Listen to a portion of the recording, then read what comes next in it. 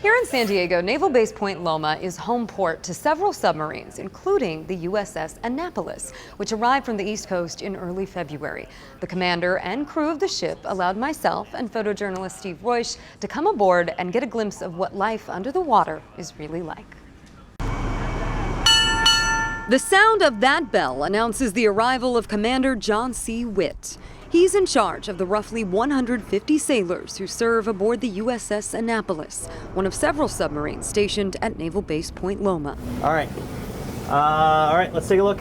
He's also our guide on this day, as we get a closer look at what's below the surface. All this decking gets removed, and it goes all the way down to the bottom. And meet some of the people who call this boat home for months at a time. Submarining takes a lot of mental toughness, and these guys will work long hours. But they'll do what it takes to get the mission done. As you can imagine, space is limited here. Nearly every inch is utilized, especially in the command area. I'll say dive, make your depth 200 feet.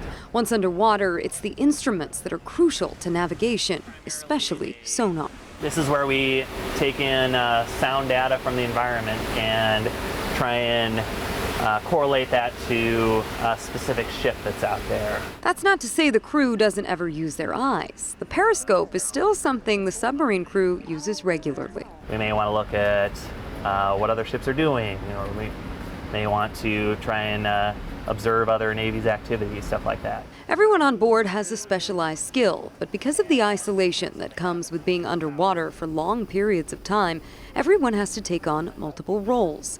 A submarine sailor's goal is to earn their dolphins. We have all decided that he has what it takes, and we are confident in putting our trust in him to do the right thing when no one else is around. While no one else might be close by outside the sub, inside, privacy is limited. This 3-rack setup is very typical. So all our berthing is based on this kind of 3-high. And I missed the beginning. How many people can fit in here? This is 9 man. And we have a space on the next deck called 21 man. Guess how many people can fit there? 21. When it's time to eat, the culinary specialists use the limited supply of ingredients to make every meal, and also bake pretty often. We don't carry a lot of pre-made bread because it takes up too much room. So a lot of our bread is made fresh. A lot of our cookies are made fresh. So it's pretty good.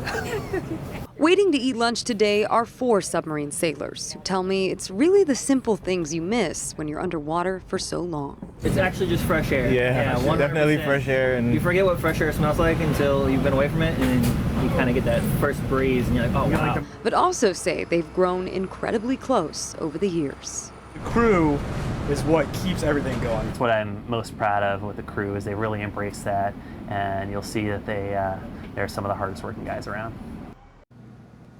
What a job. Yeah, these are all exceptional people that, I mean, it really does. He was saying it takes mental toughness. I mean, those close quarters, months at a time. Months. I mean, Yeah. that is a lot of time to be in that small of a space. I know. And the packing, they were saying you have to get really good at packing, very light. You got to be good at a lot of things. Exactly. Talented people. And in case you were wondering, the USS Annapolis usually has a crew of about 160 sailors, and it is slightly longer than a football field.